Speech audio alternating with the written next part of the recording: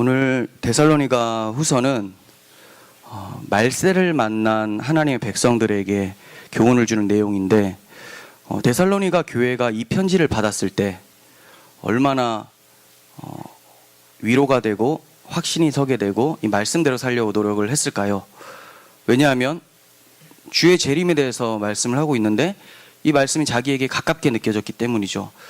그렇다면 이게 데살로니가 교회 사람들한테 보내는 편지인데 데살로니가 교회 사람들한테 더 가까울까요? 우리한테 더 가까울까요? 우리한테 더 가까운 거예요. 희한하죠? 왜냐하면 말세에 대한 내용이기 때문에 그래요. 물론 느끼는 것은 비슷하게 느낄 수가 있지만 이 사람들보다는 훨씬 더 주의 재림이 더 가까이 온 것이 현실인 거죠. 그러니까 이 사람들보다 우리들에게는 더욱더 이 말씀이 가깝게 다가와야 되는 것이 맞다는 거예요. 여러분들 한 사람 한 사람이 이 말씀을 보시면서 내가 데살로니가 교인이고 지금 누구보다 이 교인들보다 내가 더 주님의 재림에 가까이 와 있는 사람이라는 것을 생각하게 된다면 우리가 이 말씀을 그냥 지나칠 수가 없겠죠. 그리고 이 말씀을 통해서 어떻게 성도가 살아야 되고 재림과는 어때야 되는지에 대해서 바르게 인식할 수 있어야 될 거예요. 오늘 데살로니가 후서는 바울이 썼죠. 바울이 데살로니가 전서를 먼저 보내고 나서 얼마 지나지 않아 1년이 채 지나지 않은 것으로 보고 있는데 얼마 지나지 않아 후서를 쓴 것으로 보여져요. 그러니까 시기는 주후 49년에서 51년경 고린도에서 사역을 할 때 시기로 볼 수가 있어요. 데살로니가 전서와 같은 시기니까, 조금 바로 뒤에 쓴 책이니까. 그럼 왜 전서를 보내고 얼마 지나지 않아서 또 편지를 보내는가? 왜 또 편지를 보냈을까요? 전서를 보냈는데 전서를 읽은 사람들의 반응이 자기가 생각했었던 반응하고 너무 다른 거예요. 문제점이 막 드러나기 시작을 한 거죠. 그 문제점이 도대체 뭔가? 오늘 본문에서도 살펴봤지만 2장 1절 보시면 주의 날이 이르렀다라고 얘기하는 사람들이 생긴 거예요. 주의 날이 이미 임했다. 그러니까 얼마나 혼란스럽겠습니까, 사람들이. 주님의 날이 속히 온다고 바울 사도께서 얘기는 했지만 얼마 지나지 않아서 이미 왔다라는 소문이 막 퍼지기 시작을 한 거죠. 그리고 또 굉장히 임박했다라는 내용, 그런 유언비어들도 나돌았었던 것으로 보여져요. 왜냐하면 주의 날이 이르렀다라고 하는 것이 지금 왔다 아니면 가까이 왔다라는 것 둘 다 성립이 되는 말이기 때문에, 단어이기 때문에 주의 날이 이미 임했다라는 관점에서 이 사람들이 왜 혼란스러울까요? 주의 날이 되면 우리가 공중에서 주를 영접하고 영화로운 몸으로 변화돼서 주님과 함께 영원토록 살게 된다고 얘기를 했는데 주님이 임했다고 했는데 왜 나는 이 모양 이 꼴이지? 나는 주님을 못 만난 건가? 큰일 났네. 그래서 내가 지금 박해를 받고 있는 것이 주님의 징계인가? 심판인가? 얼마나 혼란스럽겠습니까? 그래서 막 우왕좌왕하고 있는 거예요. 또 그리고 다른 관점에서 주님의 날이 굉장히 가까이 왔다. 자, 어떤 느낌입니까? 주님이 속히 오신다라고는 바울도 얘기를 했어요. 근데 야단 법석이 날 정도로 가까이 온 거예요. 무슨 말이냐면 시한부 종말론자들 있죠. 90년대 굉장히 유행했었던 시한부 종말론자들, 이러한 사고들이 이때도 있었다고 보여지는 것이죠. 굉장히 임박했다. 그러니까 어떻게 될까요? 삶이 어차피 주님 나라 임하고 이 땅은 다 사라질 텐데 일하면 뭐하나, 게을러지는 거예요. 그리고 무질서한 삶이 막 펼쳐지는 거죠.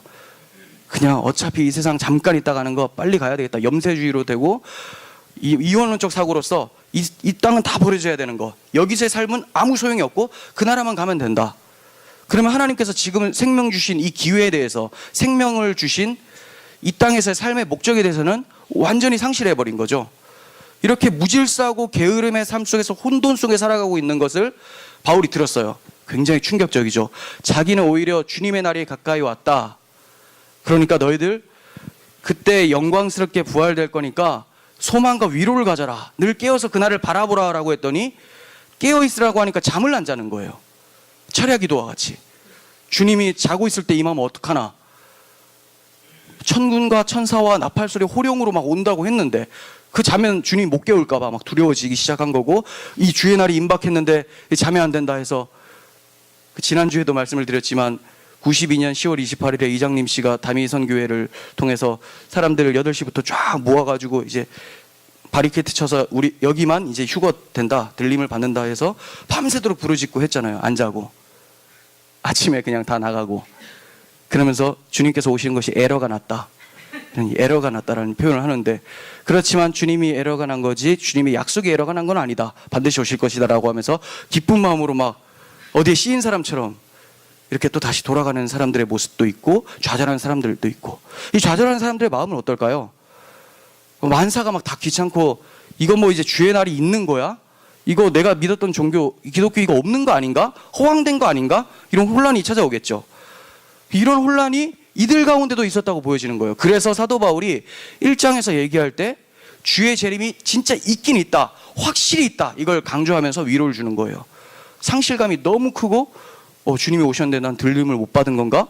주님은 오신다고 하는데 도대체 뭐 어떻게 된 건가? 이렇게 혼란스러워하는 사람들한테 1장을 통해서 주님은 반드시 오신다, 이거부터 얘기를 해주고 있는 것이죠. 이런 관점에서 데살로니가 후서를 보게 되면 핵심이 뭘까요? 건전한 재림신앙을 확립해 주는 것이 바울 사도의 편지 목적이라는 거예요. 건전한 재림신앙. 이게 왜 중요한가? 건전한 재림신앙, 다른 말로는 건전한 종말관. 건전한 종말관. 종말론이 중요할까요? 어때요? 중요하죠. 중요하지 않은 신학관이 어디 있겠습니까? 뭐 신론도 인간론, 구원론 다 중요해요. 근데 반면에 종말론은 조금 덜 중요하다라고 평가받는 것이 이제 신학자들이 내놓은 견해인데 이해는 해요. 왜냐하면 종말론은 여러 가지 세부적인 견해로 나누어질 수가 있다. 왜냐하면 성경에서 좀 비유적으로 얘기한 것도 있고 이걸 좀 문자적으로 보는 사람들도 있고, 일단 이게 세부적으로 어떻게 나누어지는 거에 대해서는 우리도 정확하게 알 수가 없으니 어느 정도 용인하자, 이 정도까지 가요. 그래서 이 종말관이 조금 그 정도 갈라진다고 해서 구원론에 문제가 생기는 건 아니니까 그럴 수 있다, 주의 형제로 받아들이자, 이렇게 얘기를 합니다. 맞는 말이죠. 틀리지 않아요. 그런데 문제는 한국교회 이단들의 공통점은 종말론에 있다는 거예요. 그럼 왜 이들이 이단이 되는가? 이단은 구원받지 못한다는 평가잖아요. 근데 왜 종말관이 문제인데 구원받지 못하게 되는 것인가? 아까 말한 곁가지의 해석 정도가 아니라 큰 뿌리가 흔들리고 있기 때문에 그래요. 이들의 종말관을 자세히 살펴보면 하나님 나라에 대해서 유토피아를 생각하고 세속적인 하나님 나라를 생각하고 있고, 그때를 준비하는 그들의 자세 또한 이원론적 사고로서 이 땅에서 가치 없는 삶, 그 나라는 유토피아, 이것만 가지고 있으니까 주님을 생각할 때도 어떻게 생각할까요? 내가 원하는 욕망을 채워줄 주님으로 생각을 하고 그 나라를 바라보는 거죠. 그래서 구원론에도 문제가 생기는 거예요. 그래서 우리가 바른 종말관, 바른 재림신앙을 확립하지 않으면 구원도 없게 돼요. 왜냐하면 내가 믿고 있는 종말관이 내가 믿고 있는 구원관과 연관이 되기 때문에 그렇습니다. 그래서 사도 바울이 이 재림신앙에 대해서, 이 종말관에서 대해서 너무 중요하게 생각하고 있기 때문에 데살로니가 교회 사람들이 혼란스러워할 때 이것을 세워주고자 이제 편지를 쓰고 있는 거예요. 자, 그러면 이제 종말이 임하니까 우리가 눈을 뜨고 조금 더 깨어서 말씀을 봐야 되겠죠. 자, 1장의 중심점은 주님이 반드시 재림한다라는 거예요. 앞서 말씀드렸지만 반드시 재림한다. 왜? 이게 이들한테 위로가 되니까. 그러면 왜 주님이 반드시 재림하실까? 쉽게 말씀드리면 약속하셨기 때문에, 약속을 취소하지 않으시는 분이니까 반드시 재림하는 게 맞아요. 그러면 왜 약속을 하셨을까? 하나님의 구원 계획을 온전히 성취하기 위해서 약속을 하신 거예요. 하나님이 구원을 하시겠다고 했고, 하시려면 재림을 통해서 구원 계획이 완성이 되는 건데, 구원하시겠다고 하고 계획까지 다 해놓고 끝에가 없다면 하나님의 약속이 무너지게 되기 때문에 그렇습니다. 이 하나님의 약속이 무너진다면 하나님의 완전성이라고 하는 속성이 위배가 되는 것이죠. 그러면 하나님의 영광, 하나님의 속성이 마음껏 펼쳐지고 이루어져야 되는, 나타나는 것이 영광인데, 이 하나님께서 구원 계획을 세워놓고 완성도 못한다면 하나님 완전성이 허물어지는 것이고, 그렇다면 하나님의 영광이 가리워지는 것이죠. 그런데 하나님의 영광이 가리워질 수가 있는가? 절대로 하나님의 영광이 가려질 수가 없어요. 우리는 표현을 이렇게 얘기하죠. 내가 잘못 살면 하나님의 영광이 가려진다. 그거는 진짜 하나님의 영광 자체가 가려지는 것이 아니라 나에게 임한 하나님의 영광이 나타나지 않는다라는 거죠. 발산되지 않는. 그래서 하나님께서 나에게 생명을 주셨는데 그 생명을 제대로 나타나지 못한 내 책임을 얘기를 하는 거고, 하나님의 은혜에 대한 반역을 얘기를 하는 거지, 하나님의 발산되는 그 영광 자체가 가려질 수는 없는 거예요. 세상이 아무리 다 거역해도 하나님의 영광은 막 선포돼요.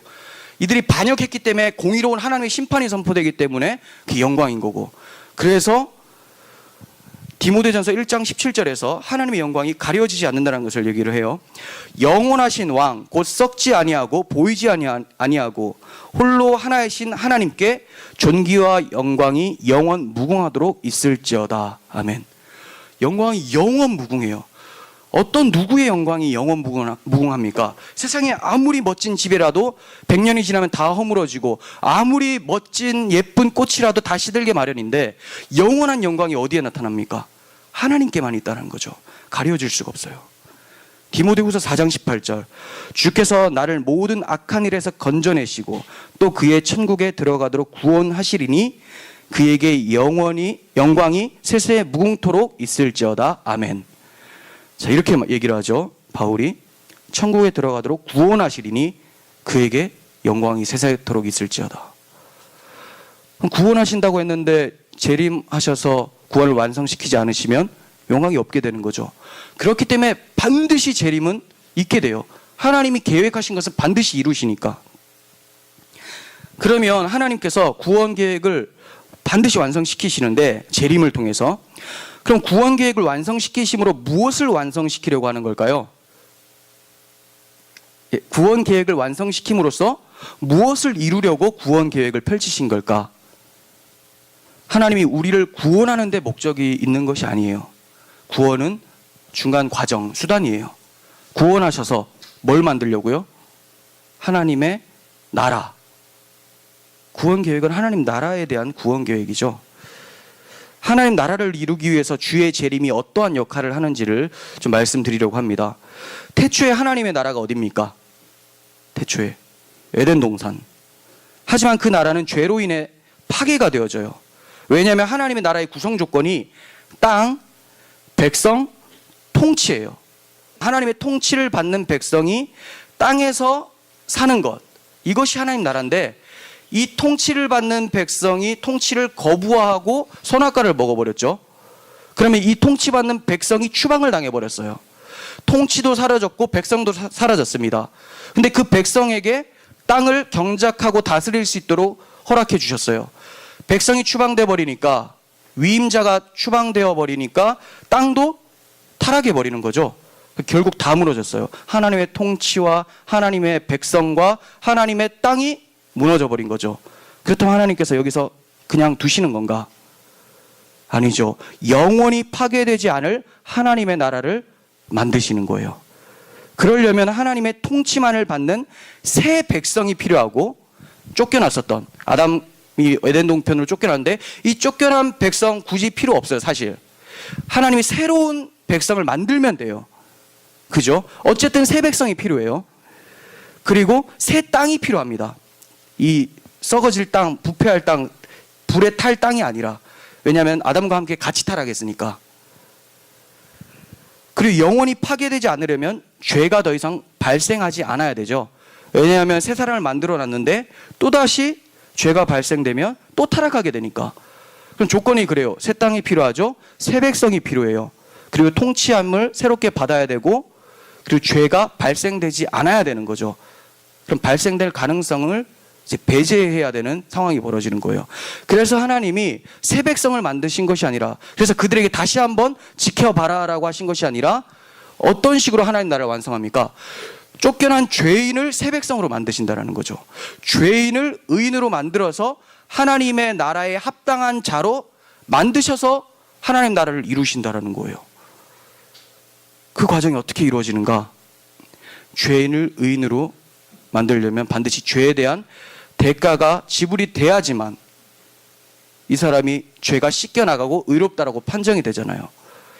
그래서 예수님께서, 의인이신 예수님께서, 하나님의 아들이 이 땅에 오셔서 우리를 위해서 죄를 가지고 죽으심으로 죄인인 우리를 불러주셨다라는 것이죠.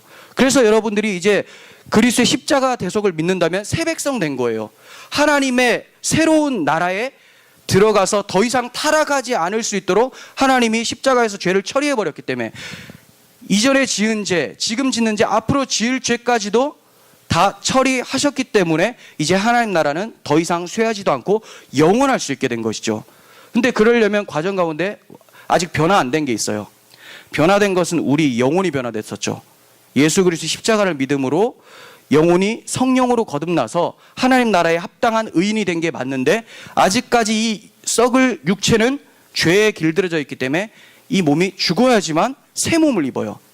새롭게 받는다라는 것은 반드시 죽음을 전제를 하고 있는 거죠. 우리 영혼은 어떻게 새롭게 거듭났습니까? 이미 죽음으로부터 시작됐으니까. 하나님을 떠난 상태가 죽어있는 상태인데 그 죽어있는 자를 성령으로 살린 거고, 이 몸은 죽어가고 있으니까 죽게 되면 변화가 되는 거죠. 그러니까 성도에게는 죽음이 하나님의 영광에 참여할 수 있는 기회의 문이 되는 거예요. 그러니까 그 나를 바라보는 것이고, 이 땅에서 죽지 않아도 주님 다시 오실 때 홀연히 변화된다고 하잖아요.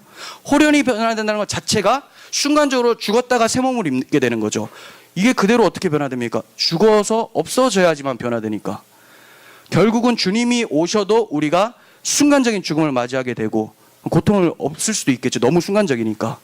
그리고 우리가 이 땅에서 죽게 되더라도 결국은 주님께서 영원한 영광의 몸을 주시기 위해서 부활시키는 거죠. 그렇다면 우리 몸이 변화될 때 또 뭐가 바뀌어야 됩니까? 아까 땅이 해결이 안 됐잖아요. 그래서 이 땅도, 이 세상도 불에 타 없어지고 새로운 형질로 변화되어지는 것이죠. 예수님의 십자가로 인해서 이미 구원이 발생됐어요. 시작이 되어버렸죠. 우리의 영혼을 불러주셨고, 우리의 영혼을 불러주신 하나님은 반드시 우리의 육체 또한 하나님의 나라에 들어가게끔 만들어내시고 새로운 땅까지도 만들어내실 거니까, 그러려면 반드시 주님이 오셔야 되는 것이죠. 오셔서 무엇 하십니까? 자기를 믿는 자들에게는 안식을 허락하시고, 믿지 않고 자기 의로 끝까지 하나님께 대적한 사람들에게는 심판으로 갚아주시는 거예요. 이것이 바로 하나님의 공의입니다.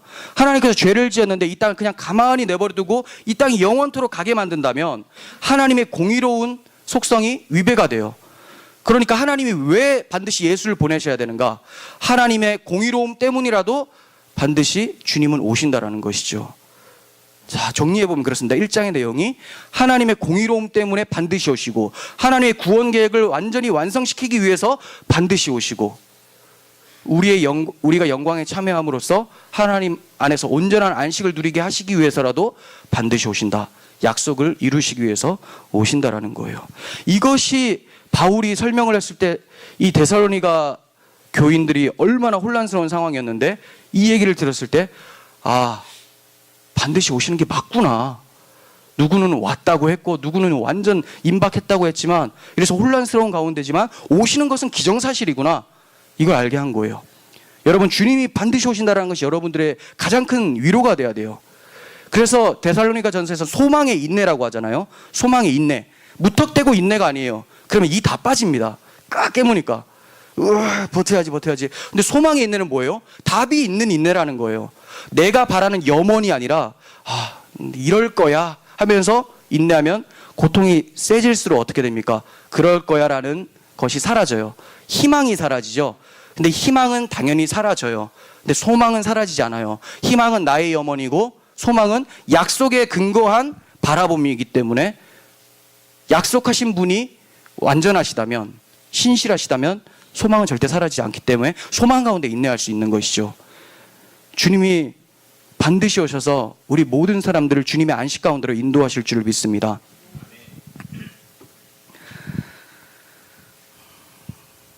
데살로니가 교인들이 자신들에게 임한 박해와 환난에 대해서 하나님의 심판이 아닌가 하고 혼란스러워했었다고 말씀을 드렸어요. 여러분들은 어떠세요? 지금 여러분들의 신앙생활 가운데 어려움들이 있을 거예요. 환난과 박해라고 하면 박해는 외부적인 박해, 육체의 박해로 볼 수 있어요. 환난도 환경으로 볼 수가 있어요. 그렇지만 환난을 좀 자세히 설명하면 어지러움이죠. 어지러움. 우리 마음 가운데서 심적으로 굉장히 요동치는 것도 환난이 될 수가 있어요. 그러니까 외부적 박해와 내부적인 박해가 같이 일어난다는 거예요. 이럴 때 신앙생활에는 반드시 이게 일어나는데, 외부적 박해가 더디 일어나더라도 내부적인 환난 박해는 반드시 일어나요. 일어나지 않으면 성도가 아닌 거니까. 왜냐하면 내 안에 사탄은 끊임없이 유혹하고, 나에게 새 본성을 주신 그 하나님의 성령은 끊임없이 이 육체의 소욕과 갈등을 일으키기 때문에 근심할 수밖에 없어요. 그런데 그때 성령의 말씀에 귀 기울이고 순종하는 자를 의의 무기로 너의 육체를 드렸다라고 하는 거고, 거기 성령의 말씀을 닫고 자기 육체의 소욕대로 마귀의 원하는 대로 살아가는 사람을 바울이 불의의 무기로 내줬다라고 하는 거죠. 우리는 의의 무기로 계속 내줘야 되는데, 이 고난과 환난, 박해가 찾아왔을 때 이게 하나님의 심판이 아닌가라고 하는 생각이 찾아올 때도 많다라는 거예요. 여러분들 어떨지 모르겠어요. 저는 사실 그렇지 않거든요. 하나님께서 나를 사랑하셔서 이걸 주신 거다. 사랑하는 자에게 징계를 주지 사랑하지 않는 아들에게는 징계가 없다라고 바울이 얘기를 하고 있기 때문에, 그렇다면 징계는 다 받는 거예요. 근데 과연 오늘날 한국 교회 성도들이 그렇게 생각을 하고 있을까? 고난과 환난과 박해가 찾아오면 자기가 뭔가 잘못했기 때문에 일어난 거고, 하나님은 잘못에 대해서 반드시 보응한다라고만 생각을 하면서 이런 일이 심판받는 일이라고 생각을 해요. 환난이 있으면 환난을 물러가게끔 기도를 하고 있어요. 제가 환난을 물러가게끔 기도하지 말라고 말씀을 드리는 게 아니에요. 제 초점이. 우리는 너무 연약하고 힘이 없기 때문에 하나님, 이 환난 가운데 주님께서 주시는 교훈을 다 받고 이겨낼 수 있도록 믿음 주시고, 제가 넘어지지 않을 수 있을 정도만 하시고 이 환난을 면하게 해주셔서 내가 온전히 자발적으로 주님을 바라볼 수 있도록, 스스로 낮아질 수 있도록 도와주세요. 이런 기도할 수 있어요. 그런데 지금 한국교회에서 대부분 하는, 다는 아닙니다, 많이 하는 기도는 뭐냐? 지금 이 환난이 찾아온 것은 하나님이 나에게 심판한 거다. 뭔가 종교 생활을 덜 했거나 헌금을 덜 갖다 바쳤거나 어쨌든 뭔가 내 신앙생활에 문제가 있으니까 하나님께서 이걸 하신 거다. 하나님께서 하셨다고 하면 좀 나아요. 근데 어디까지 갑니까? 마귀가 했다. 물러가라. 하나님이 고난을 통해서 선을 이끄시길 원하시는데 물러가라 하면 누가 물러가야 돼요? 하나님 물러가야 되는 거예요. 도대체 그 성장하려고 하는 기회가 점점 박탈되는 거죠. 그런 기도 속에서. 사람들은 하나님을 잘 믿으면 이 땅에서 복받고 잘 살고 더 이상 고난과 어려움이 없을 거라고 생각을 많이 하고 있습니다. 사실 고난과 환난과 박해 하나님께서 반드시 다 없애주세요. 근데 그게 이 땅에서가 아니죠. 주님의 재림의 때 완전한 하나님의 나라가 오면 그 안식으로 들어가고, 그 전에는 우리 훈련을 위해서라도, 우리가 얼마나 하나님을 반역하고 얼마나 믿음 없는 자인지, 반역하기를 즐겨하는 자인지를 알려주시기 위해서라도, 그게 발견되면 어떻습니까? 그럼에도 불구하고 나를 사랑하시는 하나님을 바라보면서 더 감격스럽죠. 그래서 그 나라 가서 찬송할 수 있도록 성장시켜주는 과정인데, 이 땅에서 고난이 완전히 물러가는 것이 하나님을 잘 믿는 증거란다면 그 사람들에게는 더 이상 성장이라는 것이 없어요. 그런데 많은 이들이 지상에서 세속적 천국이 임하기를 간절히 원하고 있죠. 그래서 새벽에도 온 힘을 다해서 부르짖는 거죠. 내 소원 들어주셔서 만사 형통케 해달라고. 즉 이게 내 소원이라고 하는 걸 자세히 살펴보면 내 욕망대로 살게 좀 내버려 달라는 거 아닙니까? 건드리지 말라. 그 지옥이죠. 소돔과 고모라로 좀 만들어 달라는 거죠. 거기는 내가 원하는 대로 그냥 동성애 하고 싶으면 하고, 사람들 죽이고 싶으면 죽이고, 향락과 문화를 다 즐기면서 사는 거 가만 내버려 달라고. 가만 내버려 두니까 어떻게 됩니까? 거기 불이 떨어지죠. 불만 떨어지면 이게 완성된 지옥인데, 요거 지금 만들어 달라고 환경을 지금 구축을 하고 있는 기도를 드리고 있다는 거죠. 우리들이 고난을 어떻게 대해야 되는지를 바울이 얘기를 하고 있어요. 고난은 그런 의미에서 준 것이 아니다. 하나님이 너희들을 하나님 나라를 위해서 성장해가는 과정 가운데 준 것이다. 이렇게 설명하고 있습니다. 데살로니가 후서 1장 4절 9절까지 보겠습니다. 그러므로 너희가 견디고 있는 모든 박해와 환난 중에서 너희 인내와 믿음으로 말미암아 하나님의 여러 교회에서 우리가 친히 자랑하노라. 바울은 이들이 박해받고 있는 가운데서 인내하는 것을 자랑한다고 하고 있어요. 근데 왜 이 본문을 보면서 고난이 저주다라는 것으로 해석을 하는지를 모르겠어요. 그럼 바울은 도대체 멍청한 걸까요? 고난받는데 그 가운데 믿음을 지켜 인내하는 사람들에 대해서 자랑스러워하고 있는데, 고난이 임한 사람들한테 이거 저주받은 거다, 암 걸리면 저주받은 거다. 진주초대교회 같은데 그런 데서는 암 걸리고 하면 저주받았다고 해서 사람 완전, 안 그래도 힘든데 더 힘들게 만들잖아요.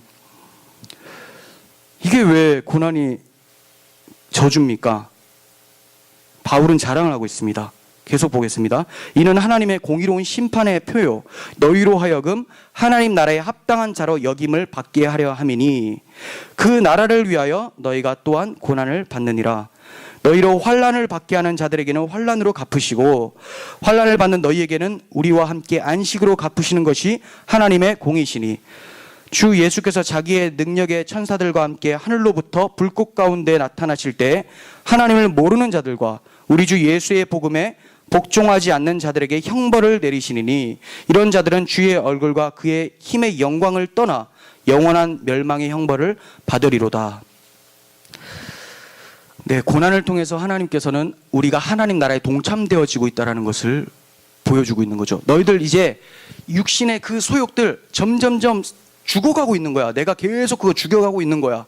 그래서 누구에 대해서만 살라고요? 내 육체의 세상에 대해서는 죽고 하나님에 대해서만 사는 존재로 만들어내기 위해서 회초리를 대시는 것이죠. 절대 죽지 않습니다. 때려서 죽이려고 때리는 것이 아닙니까? 결국은 하나님 나라에 동참하는 거예요. 이렇게 환난의 의미를 설명을 하고 주의 재림의 때 공의로운 심판과 함께 안식이 주어진다는 것을 설명함으로써 성도들을 위로하며 1장을 마치고 2장으로 넘어가고 있어요. 2장 1절 보겠습니다. 이게 오늘 본문인데 형제들아 우리가 너희에게 구하는 것은 우리 주 예수 그리스도의 강림하심과 우리가 그 앞에 모임에 관하여 즉 재림하실 때 우리가 그때 어떠한 모습이고 어떻게 살아가야 되는지에 대해서 설명하는 거죠. 영으로나 또는 말로나 또는 우리에게서 받았다는 편지로나. 자, 이게 무슨 말입니까? 어떤 사람은 자기 예언을 받았다고 해서 직통 계시를 받았다고 해서 영으로 막 얘기를 해요. 어떤 사람은 말로 어떤 교훈적인 걸로 얘기를 하는 거죠. 이렇게 해서 주의 날이 임했다. 그리고 우리에게서 받았다는 편지, 사칭이에요. 자, 바울이 쓴 거야 하면서 뭔가 위조된 편지를 보내준 것으로 보여져요. 그러니까 바울이 얘기했다고 생각하니까 주의 날이 이르렀다. 이렇게 바울이 얘기했다고 생각하니까 얼마나 혼란스럽겠습니까? 쉽게 마음이 흔들리거나 두려워하거나 하지 말아야 한다는 것이라 이렇게 얘기를 하죠. 재림을 생각하면서 너희들이 이런 거에 요동하면 안 된다. 믿음 잘 지키고 있어라. 중심 잡아라. 이렇게 얘기를 하고 있어요. 그리고 그날이 아직 이르지 않았다고 말하면서 그날이 이르기 전에 징조와 현상들이 나타난다고 얘기를 해요.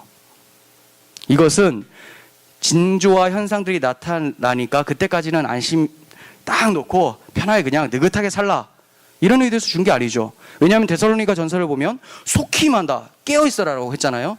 근데 이렇게 얘기하는 것은 뭡니까? 지금 임했다고 생각하면서 막 요동하고 혼란스러워하는 사람들에게 그거 아니다라고 하는 1차적인 그 위로, 안심시켜주는 것, 그리고 주님이 나타나시기 전에는 이러한 일들이 벌어진다라고 하면서 깨어서 주의 날을 대비하면서 날마다 신앙을 지키라는 거죠. 이러한 현상들이 나타날 때 너의 믿음이 공격받으니까 정신 차려라, 이거 얘기하는 거예요. 그러니까 절대로 아직은 아니니까 좀 있어도 돼, 이거 아니에요. 정신 차리라는 거예요. 자, 어떤 현상이 일어납니까? 2장 3절 누가 어떻게 하여도 너희가 미혹되지 말라. 자, 어떻게 해도 미혹되지 말라. 먼저 배교하는 일이 있고 저 불법의 사람 곧 멸망의 아들이 나타나기 전에 그날이 이르지 아니하리니, 이렇게 얘기해요. 재림 전에 적그리스도의 박해와 거짓 선지자의 미혹으로 인해서 배교하는 일이 일어난다라고 얘기를 하고 있는 거죠. 어떤 식으로 미혹을 합니까? 데살로니가 후서 2장 9절 악한 자의 나타남은 사탄의 활동을 따라 모든 능력과 표적과 거짓 기적과 불의의 모든 속임으로 멸망하는 자들에게 있으리니 이는 그들이 진리의 사랑을 받지 아니하여 구원함을 받지 못함이라.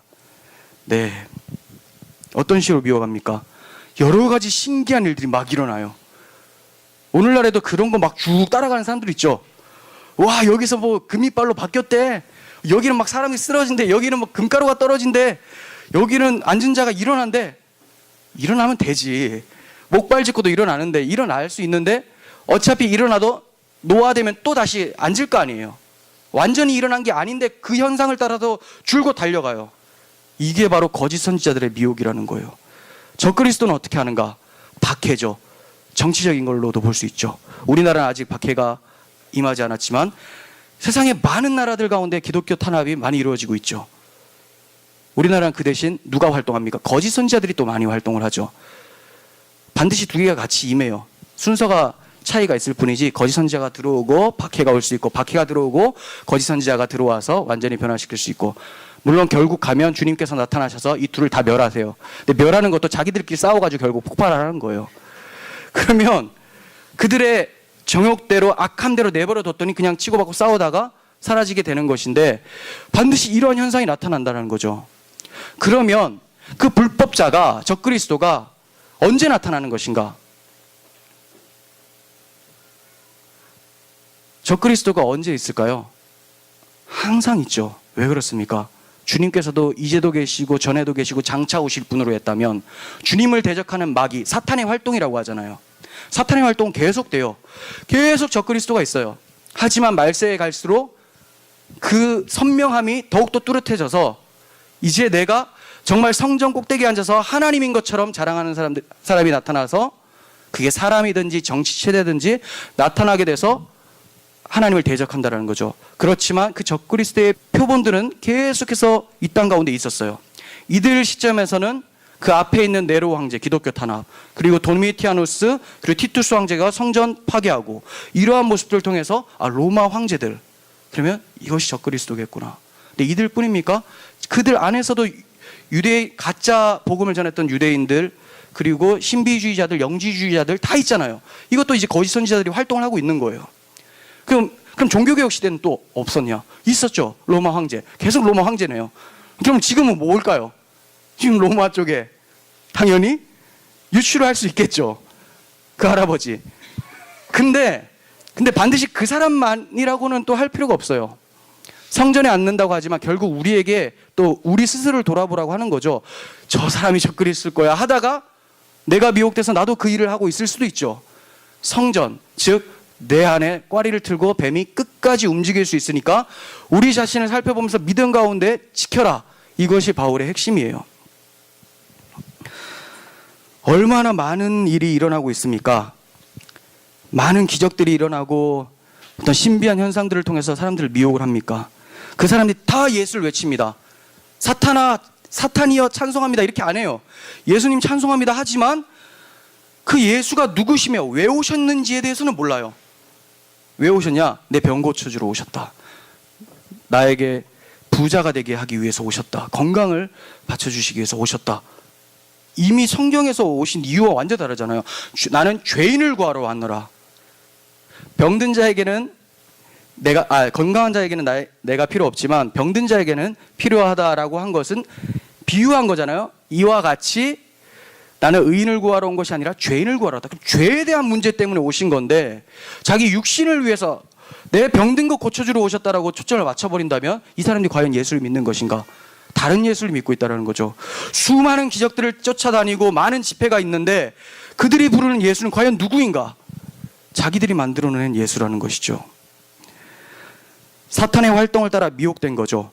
교회 내 적그리스도의 미혹을 주의하십시오.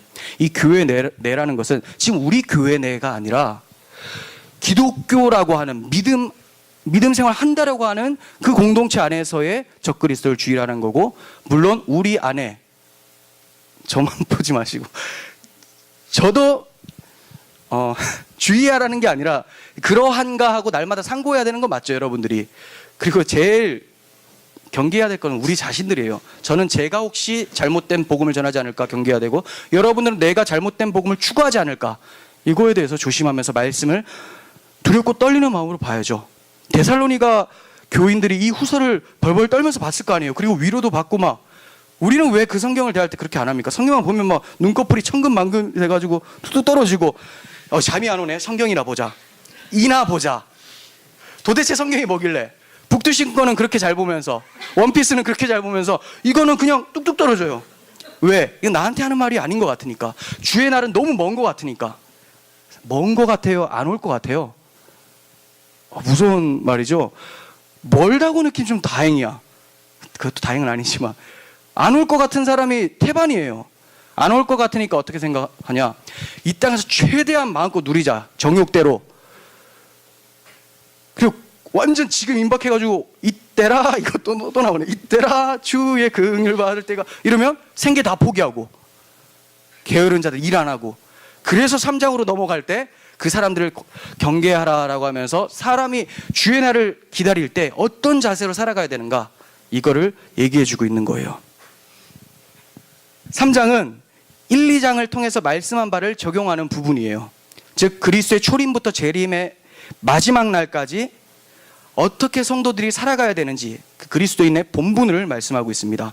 첫 번째는 복음을 위해서 기도하라예요. 복음을 위해서 기도하라. 3장 1절 2절 보겠습니다. 끝으로 형제들아, 너희는 우리를 위하여 기도하기를, 주의 말씀이 너희 가운데서와 같이 퍼져나가 영광스럽게 되고, 또한 우리를 부당하고 악한 사람들에게서 건지시옵소서 하라. 믿음은 모든 사람의 것이 아니니라. 자, 복음을 위해서 기도하라. 우리가 지금 복음을 전파하는 자들인데 너희들 우리를 위해서 기도해. 이 말은 기도로서 동참해 달라는 거죠. 그리고 이들 또한 그 사역에, 복음 전파 사역에 동참하라는 말도 같이 포함되어 있어요. 왜냐하면 3절 보세요. 주는 미쁘시사 너희를 굳건하게 하시고 악한 자에게서 지키시리라. 방금은 자기들 기도해서 지켜달라고, 기도해달라고 해놓고 너희를 굳건하게 하시고 지키실 것이다. 이 말은 뭡니까? 너희들도 우리와 같이 복음을 전하는 것이 당연하다. 그러니까 너희들도 전하게 될 텐데 너희들도 전하면서 서로를 위해서 기도하고 우리를 위해서 기도해달라, 이 얘기하고 있는 거죠. 왜냐하면 복음은 선포되는 것은 우리 입으로 선포되지만 그 복음이 둥둥 떠다니는 것이 아니라 안으로 들어가려면 성령의 새롭게 하신 역사가 있어야 되잖아요. 성령께서 이 말씀, 복음을 사용해 주셔서 이들의 마음을 변화시켜 달라고. 그리고 모든 사람이 믿는 것이 아니니 우리에게 박해를 할 수 있죠. 복음을 전하는데 박해를 할 수 있어요. 다 받아들이는 게 아니니까. 그런 자들에게 우리의 생명을 지켜달라고. 왜? 죽기 싫어서입니까? 복음이 널리 전파되기 위함이 초점이에요. 오래 살려고 하는 게 아니에요. 복음을 계속해서 전하고 싶어서 오래 살게 해달라는 것이죠. 그러니까 이 복음 전파의 능력이 어디서 나오냐? 기도라고 지금 바울이 얘기를 하고 있잖아요. 그래서 이 데살로니가 후서는 기도의 책이다라고도 할 수 있어요. 1장 마지막에도 그 하나님께 기도하는 내용이 나와요. 그리고 2장 말미에도 하나님께 간구하는 내용이 나와요. 너희가 이렇게 되기를 원한다라고요. 원한다. 이렇게 살기를 원한다. 3장 마지막에도 간구함으로 마치죠. 그죠? 평강의 주께서 16절 친히 때마다 일마다 너희에게 평강을 주시고 주께서 너희 모든 사람과 함께 하시기를 원하노라. 즉 이렇게 기도해야 된다, 이렇게 살아야 된다 다 얘기는 하는데 하나님께서 이렇게 해주시기를 원한다라고 하면서 모든 주권과 하나님의 은혜를 통해서 이러한 것들이 발생된다라는 것, 믿음 지키는 우리의 성화의 모습이 발생된다는 것을 인정하고 기도하라는 거죠. 겸손함으로 하라는 거죠. 겸손함으로. 그래서 기도의 책이다. 이토록 기도가 성도를 살아갈 수 있게 하는 능력이고 복음이 전파될 수 있도록 하는 능력이라는 것을 말씀하고 있습니다. 두 번째는 어떻게 살아야 됩니까? 서로 사랑하고 인내하라. 4절과 5절이에요. 너희에 대하여는 우리가 명한 것을 너희가 행하고 또 행할 줄을 우리가 주 안에서 확신하노니 주께서 너희 마음을 인도하여 하나님의 사랑과 그리스도의 인내에 들어가게 하시기를 원하노라. 네, 서로 사랑하라. 어떻게 하면 서로 사랑합니까? 하나님의 사랑에 들어가야지만 서로 사랑을 나타낼 수가 있어요. 그래서 지금 말세가 가까이 왔고 주님의 나라가 임하기 얼마 안 남았는데, 얼마 안 남았다고 하면 또 치안부 종말론자 같습니까? 오늘 오실 수도 있고 내일 오실 수도 있잖아요. 매일 오늘이라고 생각하면서 살 때, 그렇게 산다면 지금 사랑하기도 바쁜 시기에 서로 미워한다면 그 미워하는 사람하고 같이 올라가서 천국에 있어요. 아니죠. 이 사람하고 이제 영원토록 주의 사랑을 나누겠다라는 관점으로 바라보면 안아내려고 하는 마음이 생기겠죠. 그래서 주님의 사랑을 알고 그 사랑 전파하면서 사는 거예요. 그러면서 어떻게 기다려요? 인내해요. 근데 인내를 그냥 생으로 인내하는 것이 아니라 소망의 인내. 그러다 보니까 여기서 그리스도의 인내라고 해요. 보통 하나님의 사랑과 그리스도의 은혜 이렇게 표현하는 것이 바울의 특징인데, 그죠? 하나님의 사랑과 그리스도의 은혜. 근데 여기서는 하나님의 사랑과 그리스도의 인내라고 합니다. 왜냐하면 이들에게는, 재림을 기다리는 이들에게는 인내가 너무나 중요하니까. 근데 어떻게 참아야 돼요? 그리스도처럼 참아야 돼요. 히브리서 12장 3절. 너희가 피곤하여 낙심하지 않기 위하여 죄인들이 이같이 자기에게 거역한 일을 참으신 일을 생각하라. 말이 굉장히 이상한데 쉽게 말하면 이런 겁니다. 예수님께서 자기를 거역해서 십자가에 못 박은 자들을 끝까지 참으면서 인내하신 것처럼 그분을 생각하면서 피곤해도 참아라. 예, 이거예요. 인내하는 능력이 어디서 나옵니까? 십자가를 바라봄이죠. 10장 36절 히브리서. 너희에게 인내가 필요함은 너희가 하나님의 뜻을 행한 후에 약속하신 것을 받기 위함이라. 마태복음 24장 13절. 그러나 끝까지 견디는 자는 구원을 얻으리라. 또 주님이 말씀하시죠. 너희의 인내로 너희 영혼을 얻으리라. 누가복음에서 이렇게 말씀하세요. 너희의 인내로 너희의 영혼을 얻으리라. 그런데 이 인내를 또 누가 시킨다고요? 아까 끝에 말했죠. 나는 주님께 구하노라. 하나님께 구한다. 즉 우리가 인내를 하지만 이 인내가 하나님의 은혜로부터 오는 것을 알고 겸손하게 하나님께 구하면서 십자가 바라보면서 믿음 지키라는 거예요. 나는 할 수 있어. 주님께서 나에게 새 생명 주셨으니 나는 할 수 있어. 자신 있어. 자신 없는데 하나님을 붙잡으니까 자신이 생겨야 되는데 무턱대고 그냥 자신 있다고 나아가 버리면 자기 결심으로 인해서 넘어지게 마련입니다. 우리 결심할 때마다 넘어지는 거 많이 구경했잖아요. 내가 이번 한 주 동안은 반드시 이렇게 성경을 몇 장을 읽겠노라. 수요일 되면 다 무너져 있고, 그리고 이제 토요일 되면 지금까지 밀렸던 거 다 연달아서 보고, 그런 결심들, 여러 가지 결심들이 다 무너져 내립니다. 결국은 하나님의 은혜 가운데서 잠잠히 인내하고 결단하면서 살아가야 되는 것이죠. 그래서 5절에서 이렇게 얘기한 거예요. 3장 5절. 주께서 너희의 마음을 인도하여, 이렇게 전제가 돼 있죠. 사랑하고 인내하라고 하는데 주께서 너희의 마음을 인도하여. 네. 자, 세 번째. 질서 있게 행하고 게으르지 말라예요. 왜 무질서해진지 말씀드렸죠. 왜 게을러진지. 종말관이 이상해지니까 삶이 이상해져요. 그래서 바른 신앙관이 중요해요. 이단들의 삶을 딱 보면 비정상적이에요. 일단 단체 생활을 하는데 합숙 생활을 거의 다 해요. 그리고 모든 가산을 다 탕진해서 그 교회 건물 아니고 그 사이비 종교 건물에 투자를 해요. 그리고 자기는 5천을 받아가지고 지하철비만 하고 이렇게 또 포교 활동을 하게 되죠. 이상해요. 자기 자식도 안 돌보고 하나님께 주신 책임 이런 거 하나도 없어요. 그냥 오직 나만 살면 된다. 예. 그래서 거기에 대해서 몰두하는 거. 왜 그렇습니까? 종말관이 이상하기 때문에. 세속적인 종말관, 그리고 시한부 종말론, 이런 것들. 자, 3장 7절 보세요. 우리가 어떻게 우리를 본받아야 할지를 너희가 스스로 아나니 우리가 너희 가운데서 무질서하게 행하지 아니하며. 자, 무질서함이라는 것은 대열에서 이탈된다라는 뜻이거든요. 그러니까 교회에 규율이 있고 방침이 있어요. 크게 말하면 복음이에요. 복음 안에서 생활해야 돼요. 근데 복음의 삶에 합당하지 않게 생활하고 또 질서에 맞지 않고 유언비어를 퍼뜨리면서 교회를 혼란스럽게 하는 사람들, 이런 것이 다 무질서한 거죠. 그래서 여기 게으른 자들한테 얘기하면서 너희는 조용히 일해서 양식을 먹어라 이래요. 왜? 말을 많이 해. 일을 안 하니까, 시간은 많으니까 뭔가 일 벌리기는 또 좋아요. 야, 이렇더라 하면서 막 벌려놓고, 그리고 게으른 이유는 이 형제를 또 의지를 하는 거죠. 저 사람 돈이 많으니까 내가 또 경건하게 믿습니다 하고 새벽에 나와서 부르짖으면 주를 위해서 기도하니 내가 당신의 그 삶을 책임져 주겠소 하면서 돈 받고, 또 가서 시간 남으니까 내가 오늘 아침에 뭐 봤다 하나님께 기도했더니 또 유언비어 퍼뜨리고, 계속 반복되는 거죠. 그래서 바울이 강한 어조로 막 정신 차리라고 막 얘기하는 거예요. 왜? 이미 데살로니가 전서에서 한번 얘기했거든요. 이거 똑같은 얘기. 근데 아직까지 안 고쳐진 거예요. 일하기 싫어하는 거는 모든 사람들의 특징. 일하기 싫으면 그래서 뭐라고 하죠? 먹지도 말라라고 해요. 여기서. 이게 무슨 그냥 명언이 아니고 여기 성경의 말씀인데 이게 흘러 들어온 거죠. 우리나라에까지. 일하기 싫으면 먹지도 말라. 10절에서. 우리가 11절 우리가 들은즉 너희 가운데 게으르게 행하여 도무지 일하지 않고 일을 만들기만 하는 자들이 있다. 일은 하진 않고 만들기만 해요. 내가 정말 그런 자가 아닌가 한번 돌아봤으면 좋겠어요. 조심합시다. 뭐 계획을 짜고 이런 걸 말하는 게 아니에요. 혼란스럽게 만들고 막 이런 거. 우리들의 한마디 한마디가 혼란을 초래할 수 있다는 것도 기억하시고, 또 한마디 한마디가 서로 세우고 인내하도록 도와줄 수도 있다는 것도 기억한다면 내 입에서 무슨 말을 해야 되는지에 대해서도 조심성 있겠죠. 그리고 네 번째는 교회의 경건을 위해서 잘못한 자를 징계하라. 권징을 좀 마음으로는 안 하고 싶어도 그 영혼을 위해서라도 해야 되고 교회의 덕을 위해서도 해야 되는 상황이죠.